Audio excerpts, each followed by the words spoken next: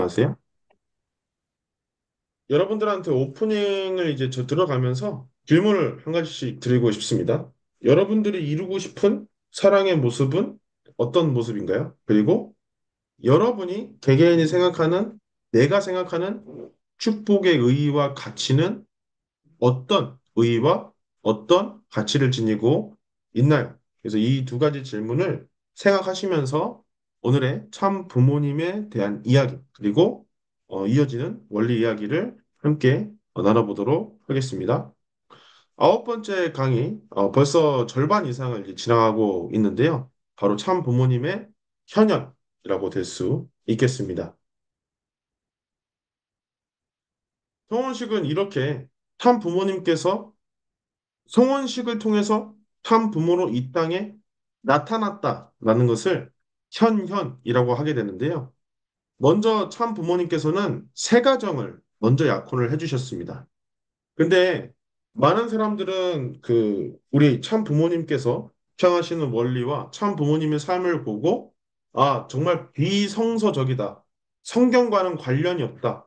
아, 이단이다. 이렇게 얘기하지만 우리만큼 송원식에 있어서도 성서적으로 했던 종교, 그리고 이것을 풀어서 예수님의 한과 예수님의 소원을 이룬 종교가 없습니다. 많은 사람들은 예수님을 신으로 얘기를 했습니다. 그렇기 때문에 온전하신 분이고요.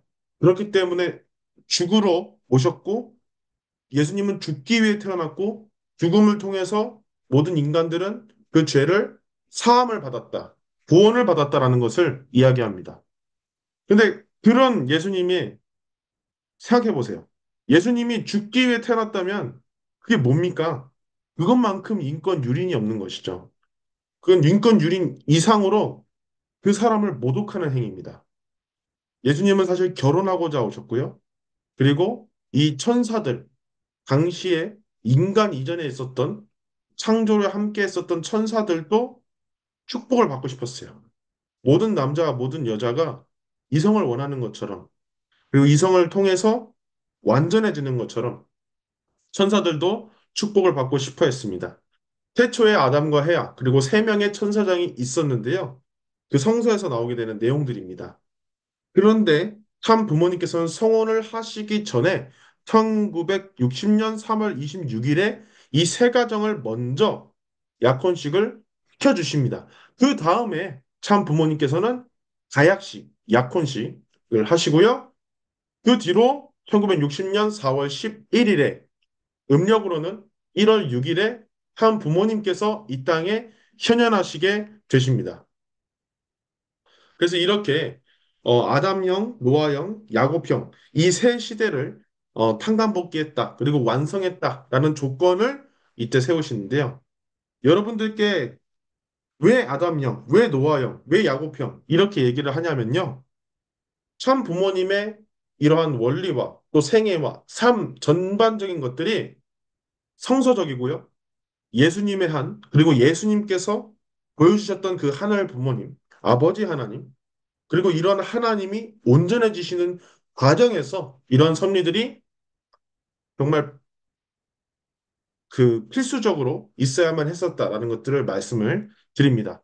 그래서 이렇게 참 부모님께서는 세 가정을 먼저 내 제자들을 먼저 약혼을 시켰다라는 것을 말씀을 드립니다. 그래서 1세 우리 이 자리에 계신 우리 2세 우리 친구분들의 어머니 아버지들은 1세 분들이신데요. 1세 분들이 축복을 받으려면 몇 가지 조건이 있었습니다. 어떤 조건이 있었을까요? 물론 헌금을 내는 것도 있었고요. 그리고 뭔가 입회원서를 내는 것도 있었습니다.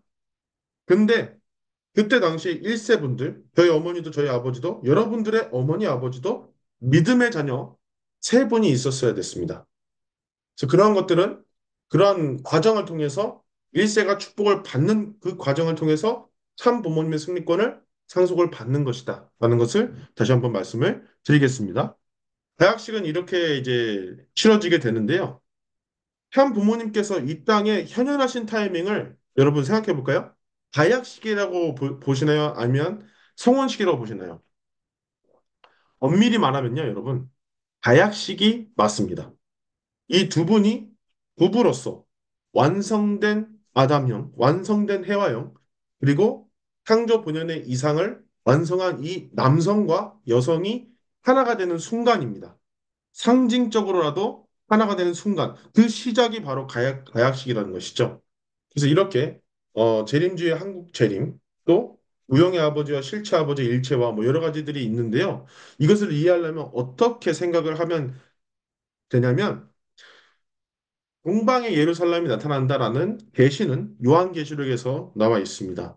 그런 요한계시록의 그 계시의 내용들이 중동에서 예수님께서 섭리를 하셨던 그런 내용들, 그리고 아시아를 비롯하여 메소포타미아 문명, 또 중국의 황하 문명, 이러한 문명들이 결집되는 지역이 이제 여러분들에게 나중에 말씀드리겠지만 한민족입니다. 이 한민족에 대한 내용을 지금 얘기하기에는 너무 내용이 방대해서 간단하게나마 설명을 드리자면 이 문명의 집결지가 이제 결실을 맺는 쪽이 한국이다라는 것을 말씀을 드리겠습니다. 그게 지금의 상황으로 보게 된다면 남한과 북한이 갈라지고 마치 공산주의와 또 민주주의 그리고 대한민국의 상황을 보게 되었을 때 자유진영과 자유민주주의 진영과 사회 또 그 진영이 또 갈라져 있는 그런 한국들을 보게 됐을 때 지금이 섭리적으로 굉장히 중요한 시기다라는 것을 다시 한번 말씀을 드리겠습니다. 그래서 그만큼 한국에서 메시아가 나타났어야 됐고 또 그러한 부분들을 가약식에도 아버님 어머님은 담아서 그것을 완성을 시키셨습니다. 그래서 그때 어, 송시를 읽어드렸는데 송시가 뭐냐면 뭔가 귀한 행사가 있을 때 어떤 학생이나 어떤 대표자가 나와가지고 감사의 인사 혹은 축하의 인사 예의로서 이제 읽어드리는 걸 송시라고 하게 되는데요. 이때 이 송시를 누가 읽었냐면요. 문성진, 문성진이라는 분이 읽어드렸는데요. 이분이 누구시냐면 아버님께서 최씨 어머니와의 결혼을 통해서 낳은 아들입니다. 그래서 이 아들이 참 아버님과 참 어머님 앞에서 송시를 읽어드렸고요. 이렇게 가약식이 진행이 되었습니다. 이후로 1960년 4월 11일 음력으로 천력으로 1월 6일에 성혼식이 이루어지게 되고요. 이때 당시에 성혼식을 이루어지게 되었을 때 원본복귀 여러분들 다 가보셨을 거라 생각이 되어지는데요. 그 1층에 조그만하잖아요. 굉장히 엄청 조그만해요. 제가 몸무게가 좀 많이 나가는 편이다 보니까 나뭇바닥을 밟는데 막 부스럭거리면서 부서지려고 하는 그런 소리가 났습니다. 근데 그런 곳에 600명, 700명이 모여서 그래서 성원식을 드리게 되었고요. 근데 어떻게 보면 이 자리가 가장 하늘 부모님께서 바라시고 원하시고 정말 내가 고대하고 바라던 그 자리였는데 굉장히 초라하고 정말 볼품없이 그런 환경 속에서 진행이 되었습니다. 왜냐하면요, 여러분. 참 아버님께서 이때 당일에 새벽까지 서대문 형무소에서 조사를 받으셨어요. 왜냐? 그 믿고 따르던 제자들이 배신을 해서 아버님을 음해하고 어머님을 음해했습니다. 그런 가운데 아버님은 이 섭리를 이어 나가셨어야만 했었던 것이죠. 이때 굉장히 새벽 3시, 4시 이때 오셔가지고 그때 이제 진행을 하게 됐었던 것입니다. 바깥에서는요, 반대하는 시민들, 반대하는 기독교인들이 와가지고 돌멩이를 던지고 그때 창문도 깨지고 그런 아수라장이 되는 그런 상황 가운데서 성원식을 했어야만 했었던 아버님과 어머님의 그 모습들이었습니다. 그래서 1차식과 2차식, 1차식은 이제 서양식으로 진행이 되고요. 2차식은 동양식으로 이렇게 진행이 되어집니다. 이 부분에 대해서는 아주 깊이 이야기하지는 않겠지만요. 어, 학자분들, 그리고 생애노정을 공부하시는 분들께서는 아, 예수님의 그런 문명과 지금까지 기독교의 발전이 서양에서 꽃을 피웠기 때문에 이제는 동방의 예루살렘에서 재림 메시아가 나타나셔서 또 메시아, 또 재림 메시아는 재림 독생자죠. 또 메시아는 초림 독생녀죠. 이런 메시아가 나타나서 동양에서 이제 동방에서 한국에서 결실을 맺기 때문에 1차식과 2차식 상징적으로 보여준 것이 아니냐라는 그러한 의견도 있습니다. 그래서 이렇게 성원식이 이러한 순서대로 진행이 되었었고요. 굉장히 그때 당시에 식순과 그때 당시에 설명의 그런 모습들을 저희들이 볼 수 있겠습니다. 네. 준비를 이제 5시에 이제 하게 되고요. 이때 말씀드렸죠? 아버님께서 3시, 4시에 이렇게 오시게 됐었고, 그때 당시에 바로 이렇게 준비를 하게 되었습니다. 그때 당시에는 기도를 어떻게 했었냐면요. 성부, 성자, 또 성신, 그리고 참 부모님과 나의 이름으로 기도하나이다. 라고 했습니다. 최근에 여러분, 1세 그 충주교회도 아마 또 안산교회도 1세 청년들이 몇 분 계십니다. 그 1세 분들은 이제 어떻게 기도를 하시냐면요. 참 부모님의 이름으로 기도하나이다. 이렇게 이제 마치게 되어 있습니다. 근데 이제 이 기도의 역사에 대해서도 지금 말씀드리자면 너무 길어서 섭리의 흐름과 또 승리권의 흐름에 따라서 변화가 되어 왔었다. 원래는 주님의 이름이었다가 또 이제 성부, 성자, 성신, 참 부모님과 나의 이름이라고 아버님이 이렇게 말씀을 하게 되시는데요. 왜냐? 이제 성원식을 준비하시면서 성부, 성자, 성신 이게 뭐죠? 예수님과 삼위기대의 이름입니다. 그리고 참 부모님과 나의 이름. 이제 성원식을 하기 전이긴 하지만 이 성부, 성자, 성신, 삼위기대와 기독교의 핵심 교리입니다. 그리고 참 부모님과 나의 이름으로 기도하나이다. 이렇게 말씀을 하시면서 준비를 하셨다라는 것을 말씀을 드립니다. 이때 아버님께서 당시 사진을 이제 복구를 한 것인데요. 저는 담배를 들고 계신 줄 알았어요. 죄송합니다, 아버님. 분필입니다. 그래서 이렇게 스케치를 하시면서 또 원리를 설명을 하시고 또 그때 당시의 구도를 설명을 하셨다라는 것을 말씀을 드립니다. 탄간복귀 부모의 식도 이제 이루어지게 되고요. 그때 당시에 화제를 굉장히 좋게 복구를 하신 것 같아요. 이러한 순서대로 진행을 하셨다는 것을 참고로 또 보여드립니다. 음. 사랑의 봄동산이라는 노래를 보여드리고요. 이 사진을 어머니 보시면서 굉장히 마음이 좀 안타까웠다고 하십니다. 안타까웠다고요? 왜 안타까웠을까요? 이유는 뭐냐면 여기 보게 되면 그 면사포를 어머님은 쓰시고 계십니다. 아버님이 지금 입고 계신 거, 그 뭔가 그 머리에 쓰신 것도 굉장히 이제 별이 이제 달려 있고 또 입으신 양복도 굉장히 좀 세련되고 누가 봐도 정말 뷰티가 나는 그런 양복을 입고 계십니다. 그런데 어머님이 입고 계신 옷, 또 오른쪽에 있는 들러리 하시는 우리 식구님들이 입고 계신 옷하고 비교해 보세요. 저는요, 거의 뭐 망원시장에서 그 가져온 거적대기인 줄 알았어요. 어머님께 정말 죄송한 표현이지만, 어머님은 이런 대우를 받을 수밖에 없었다는 게 지금도 어머님의 마음에서는 좀 안타깝다라고 생각을 하시는 부분이기도 합니다. 그래서 그래서 어머님께서 우리 특별히 또 여자 청년분들에게 복을 준비하시는 분들에게 그 후대한테 자랑스럽게 보여줄 수 있는 드레스를 선물해주고 싶다. 그래서 크리스티나 한이 시작되었다라는 것을 말씀을 드립니다. 입장곡으로 뭐 이런 입장곡들이 있었고요. 네, 굉장히 또 감격에 겨워서 찬양을 하시는 부분들이 있게 됩니다. 그때 당시에 36가정 그 우리 축복식도 또 그 이후에 치러지긴 했었지만 상징하는 분들 36가정 가약식이 있고 나서 이렇게 준비를 하게 되는 부분들도 있습니다. 음, 뭐 이러한 부분들 참고로 또 쭉 보시면 됩니다. 네. 그때 당시에 식구 대표로 또 식구 대표이기 전에 자녀 대표로 유효원 초대협회장님께서 이렇게 말씀을 하십니다. 우리 복귀된 자녀들은 영존하신 참 부모님 앞에 복귀 섭리 노정에서 을간 어떠한 사람보다도 더 한층 높은 풍절과 효심을 세워 현대 만대에 빛나는 효자와 열녀 되기를 맹세하나이다. 맹세하나이다. 맹세하나이다. 이렇게 자녀 대표로서 선서를 하게 됩니다. 그리고 김원필 우리 회장님하고 또 유광열 회장님께서 이렇게 송시를 하시고요. 네.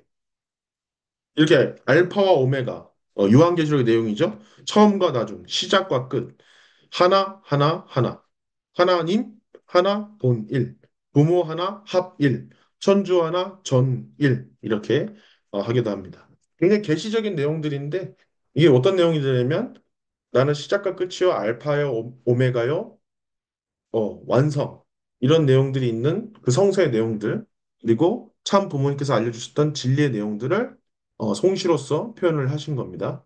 영만세로 이렇게 탕감복귀 부모의 식을 마치게 되고요. 1차는 이제 서양식으로 진행을 했다는 것을 말씀을 드립니다. 이때 제1, 제2, 제3 이스라엘 이날을 계기로 하여 회원이 다 이루어지게 하여 주시옵소서 이렇게 얘기를 합니다. 그러니까 참 부모님의 성혼식은 시작 해놓고 이제 참 부모님께서 이제 참 부모로 출발합니다 이런 게 아니라 그때까지의 인류 복귀 섭리 역사에 있어서 예수님의 죽음 그리고 아담의 실패 또 노아 가정의 실패 또 아브라함의 그러한 좀 재물 헌재에 있어서 실패 이런 모든 것들을 또 이스라엘 민족의 실수들 그 히틀러에 의해서 600만 명이 살되었던 그러한 이스라엘 민족의 그 슬픈 역사들 바빌론 포로기 이러한 것들을 다 탕감복귀하는 시기였다는 것이죠. 참 부모님의 성원 시기. 그리고 새로운 출발, 그리고 새로운 조상, 참 조상, 참 부모로서 나타나시는 거다라는 것을 말씀을 드립니다. 이렇게 이제 마무리를 하시고요. 네, 그렇죠. 그래서 아까 말씀드렸던 것처럼 아버님과 어머님의 이 복장의 차이에서도 굉장히 많은 것들이 그 퀄리티에 있어서 그리고 식구님들의 투입에 있어서 달랐다라는 것을 말씀을 드립니다. 저는 그래서 크리스티나한 이 이야기를 들으면서 생각이 들었던 게요. 여러분들의 집에 있어서 만약에 아버지 어머니가 계시다가 아버지께서 연로하셔서 혹은 사고로 혹은 정말 좀 안타까운 그 일을 당해서 먼저 세상을 떠나셨다고 우리들 생각을 해봅시다. 그러면 그 다음에 가장은 누가 되죠? 집안의 대표는?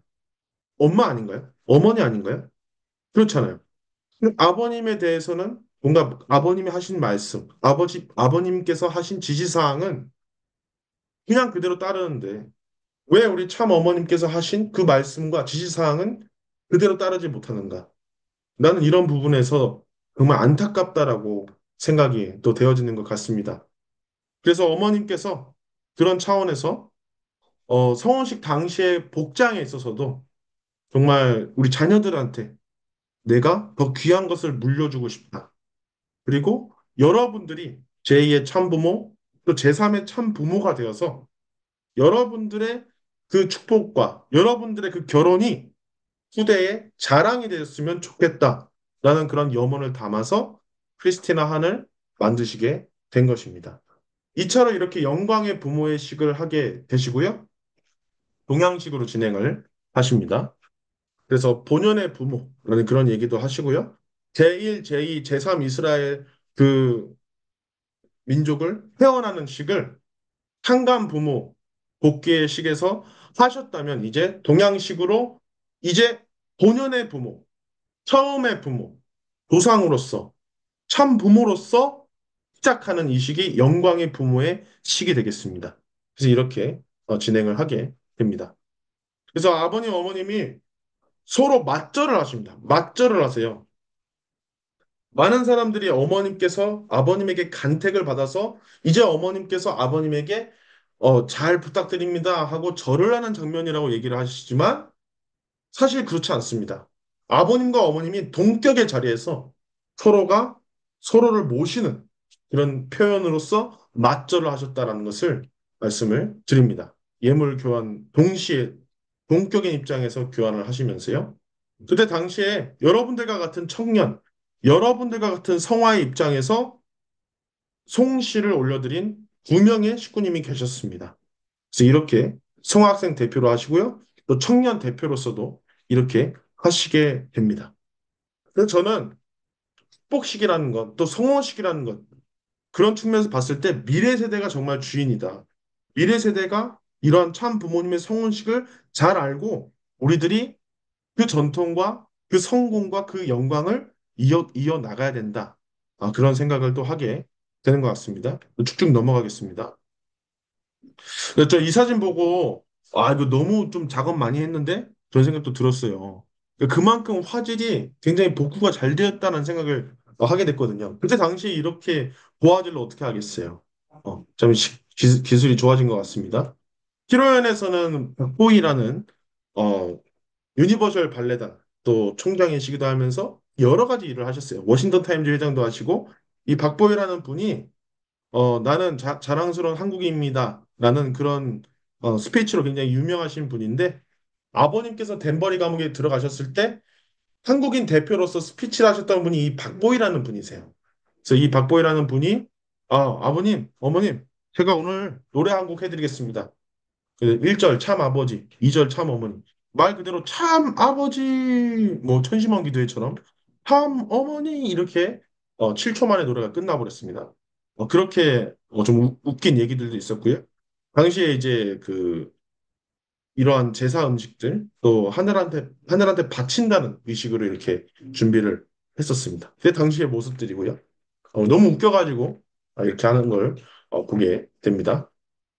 그 당시 영상들인데요. 잠깐 또 짤막하지만 영상 제작이 잘 안 돼서 넘어가도록 하겠습니다. 렉이 좀 걸리네요. 이렇게 축복 결혼의 시작이 이 성혼식에서부터 진행이 되었다. 가약식, 또 성혼식, 그리고 삼가정 축복식, 36가정 이어가서 뭐 72가정, 124가정, 430가정. 우리 안산교회는 72가정 선배님도 계시고요. 36가정 선배님도 계세요. 그리고 430가정 선배님도 계시고 124가정 선배님도 계십니다. 안산교회는 굉장히 좀 그런 높은 선배님도 계신데요. 아마 다른 교회들도 지금 연로하신 선배님들 보시면 또 이런 정말 초창기에 아주 초창기에 계셨던 분들도 계실 겁니다. 이제 국제화로 되었던 축복이 이제 일본이라는 국가가 한 커플 두 커플씩 들어가면서 777가정, 또 1800가정, 6500가정, 또 3만 가정, 36만 가정, 4천만 가정 이렇게 쭉쭉 이어가게 됩니다. 그래서 영인들까지도 해방을 해야 된다 하게 돼서 사억상까지도 하게 되고요. 또 여러분들한테 말씀드리는 게 이 124가정 축복식 때 어떤 일이 있었냐면 범죄자와 엘리트 사람을 복을 시킵니다. 이 죄인들도 해방을 시켜야 된다라는 그런 참 아버님의, 참 어머님의 결단으로서요. 이런 일도 있었고요.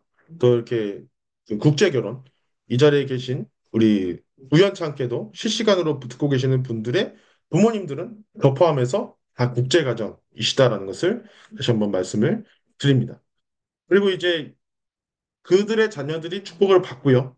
그리고 성직자들의 축복, 영인 축복 이렇게 이어지게 됩니다. 또 세계 종교 지도자들이 통일교인 신도랑 이렇게 우리는 식구라고 표현하지만 우리 신도랑 축복을 받게 되는 이런 경우들도 생기고요. 초종교 축복 결혼식도 하게 되고 굉장히 이제 유명한 커플이죠. 밀링고 대주교. 여러분 대주교는 대사관에서 관리를 하는 사람들입니다. 현주교에서 대주교 하면요. 우리 교회에서 뭐 교구장 그 이상이에요. 국가를 대변할 수 있는 그러한 국가를 대표한 그러한 종교 지도자입니다. 그만한 사람이 복을 받았어요. 근데 우리는요, 제가 전도한 분 중에 기독교인 분이 계세요. 안산에서요. 근데 이분이 십몇 년 이상을 신앙생활을 하셨던 분입니다. 기독교 교육원, 그런 수도원에서 계셨던 분이에요. 당연히 이 사람에게 있어서는 예수님은 절대 신이죠. 그렇죠? 근데 이분이 통일교에 입교하고 나서 굉장히 쇼크를 받았습니다. 왜냐? 내가 하고 있는 신앙을 포기하지 않아도 되는 거예요. 내가 지금 기독교 신앙을 하고 있지만 가정연합에 들어온다고 해서 예수님을 믿지 말라는 게 아닌 거예요. 우리는 그렇습니다. 모든 인류가 하늘 부모님의 품 안으로 모두가 하늘 부모님을 모시고 모두가 가족처럼 살 수 있는 세계를 우리는 지향합니다.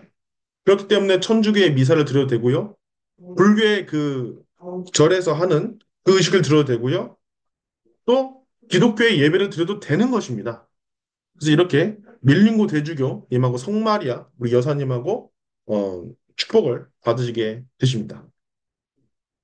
이렇게 종단 무속에서도 그런 분들을 이제 구원하기 위해서 폭식은 더욱더 확대가 되기 시작합니다. 참 어머님께서는 그러한 일환으로서 남아프리카 공화국에서 20만 명이라는 사람들을 축복을 시키십니다. 근데 여러분요, 또 사회 사람들, 또 기독교의 사람들, 또 우리를 반대하는 사람들 얘기합니다. 그럼 아프리카에 축복식 받은 거 기반 남아 있어요? 남아 있습니다. 지금도 어머님은 아프리카에 가시면 극빈, 정말 VIP, 국가의 수상과 같은 대접을 받으십니다. 특히 남아프리카 공화국에서는요.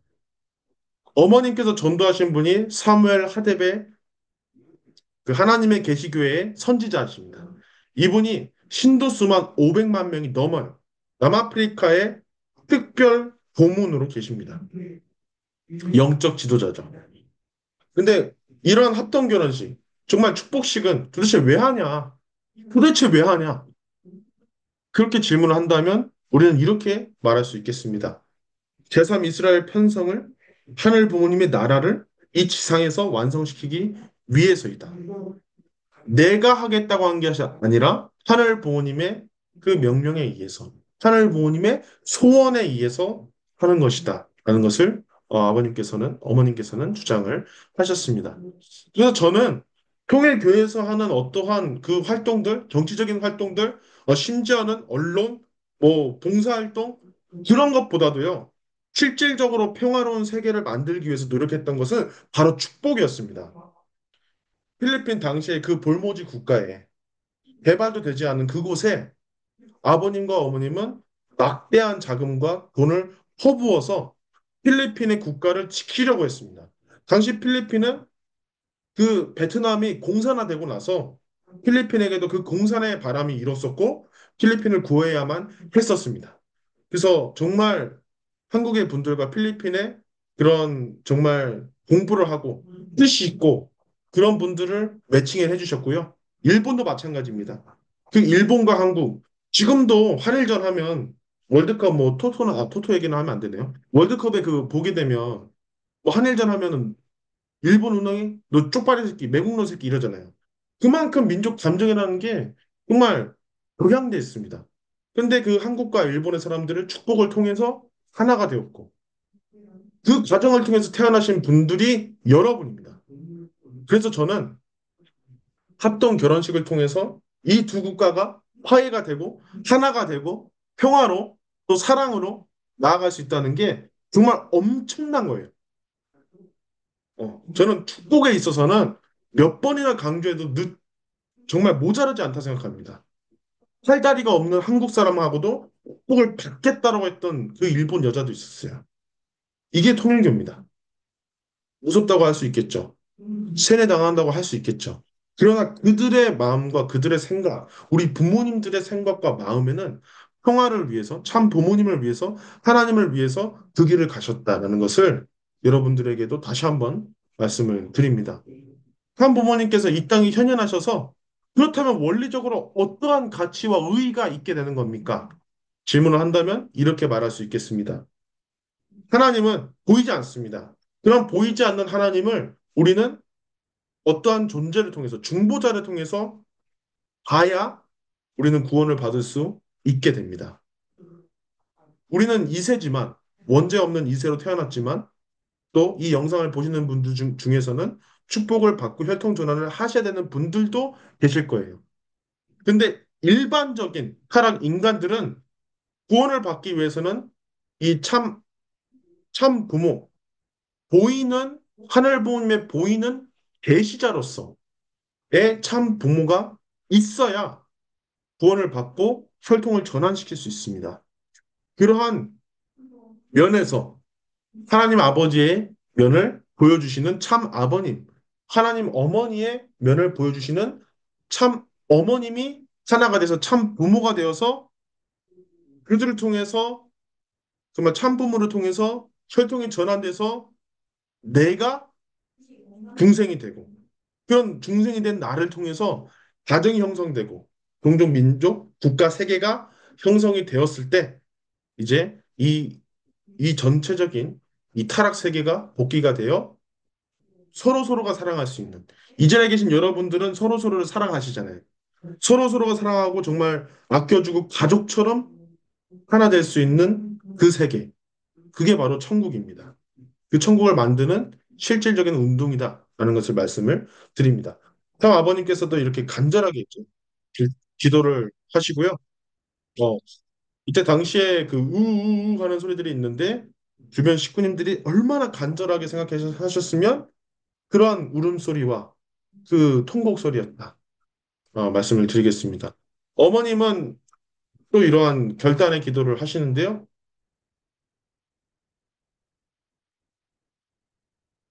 이러한 그 심정을 또 우리가 느끼게 됩니다. 그래서 여러분들에게 오늘 성원식에서 왜 굳이 아버님과 어머님의 그 존재의 의의를 우리가 알았습니다. 근데 왜 그 다짐과 기도를 보여주는 걸까요? 라고 이렇게 질문을 할 수 있습니다. 어머님께서도 굉장히 이러한 내용들을 지금도 나이가 80이 넘으셨는데 이 내용들을 말씀하고 계세요. 어,